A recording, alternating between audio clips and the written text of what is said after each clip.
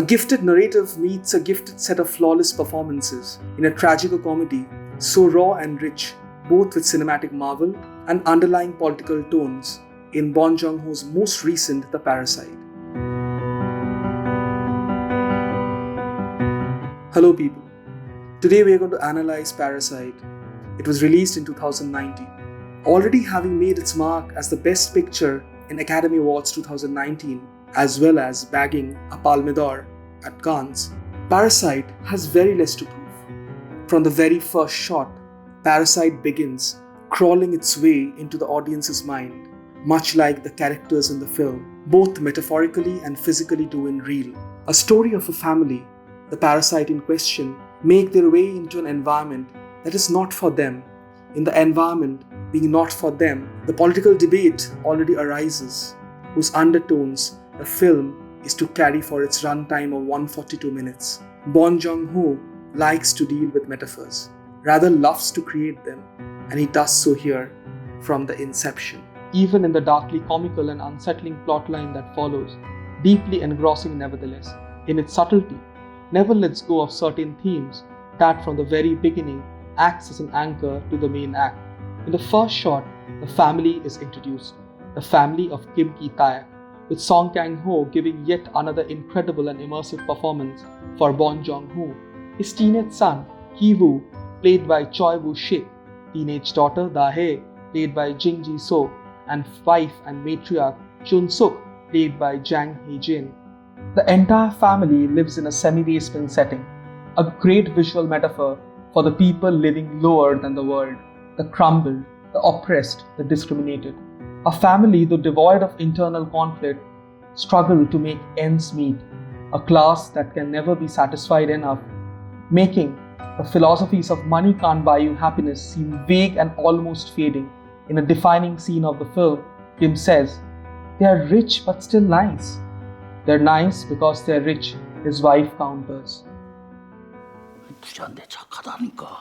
부자인데 착해가 아니라 부자니까 착한 거지. 뭔 소리인지 알아? 솔직히. In a luck-changing move, when Kim Woo's friend asks him to take over as a tuition teacher for a wealthy family's daughter, things start to escalate as this family, like cuckoo infiltrating a crow's nest, slowly make their way into the rich household, slowly and tactfully replacing the existing staff.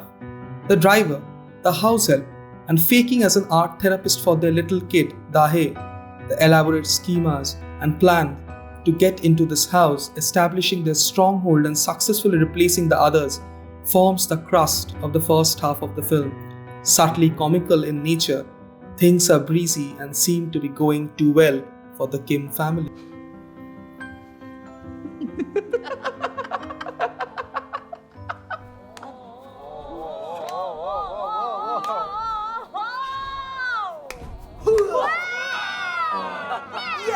However, the tragic undertone here too is the competition down the pit. No one competes with the park. Their position is not debatable, simply because they're up the ladder. But people have to fight for what they want, and they have to fight to keep it. In fighting to keep it, the major struggle and the more defining dark undertone surface. The plot turns twisted, and certain tiny nuances add up to the feeling of that something is coming. That something indeed comes soon afterwards, with the introduction of a class even lower, fighting even harder for survival, and these two lock horns in a battle of survival, in a battle to stay in their respective positions, own and even dominate the other. The Park family, unknown and unaffected, only add the body of the host to the film till now. However, through tiny actions and tiny dialogues, they are separated, especially Mr. Park, from those of the rest.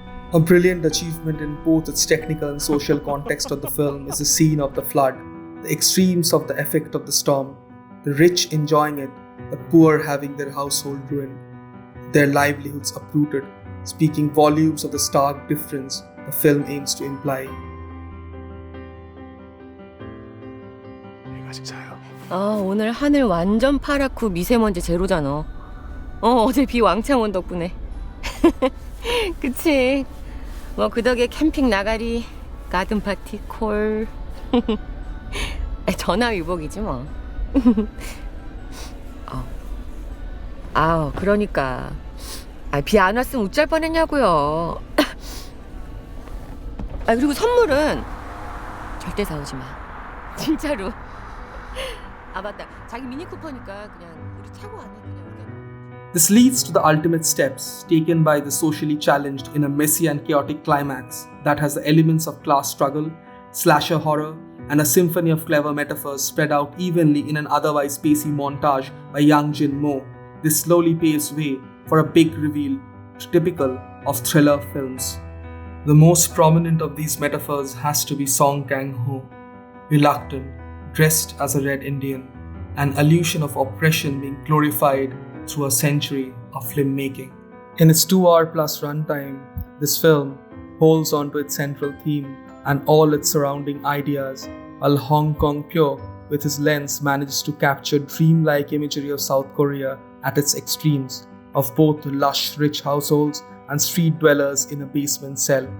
The cinematography in Parasite forms an element in itself through its color and composition, independent of the plot, points at the class divide with precision.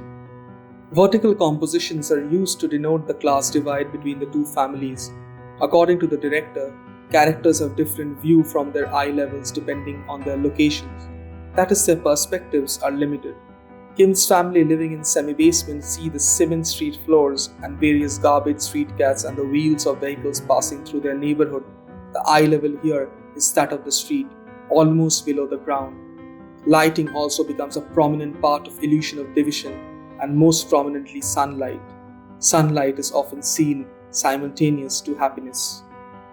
The Park family lives in a mansion that has infinite amount of sunlight and a garden full of it too, while the semi-basement house of the Kim family suffers from the lack of it. The indoor lighting used during the daytime is a solid indication of this. First, I tried to reflect the gap between the rich and the poor in the amount of sunshine. Cinematographer Hong quotes, other cinematographic techniques used on Parasite enhance the feeling of a fast-paced, rapidly evolving thriller, including slow camera pans, long shots, and abundant movement. Editor Yang paces the film exactly to follow Ho's elaborate storyboard, to give the film an equally sinister yet darkly comic vibe. Bong Joon-ho manages to create a film of value to artistic integrity as much to social context, successfully becoming the foreign language film to win Best Picture and Academy Awards, cementing its name historically.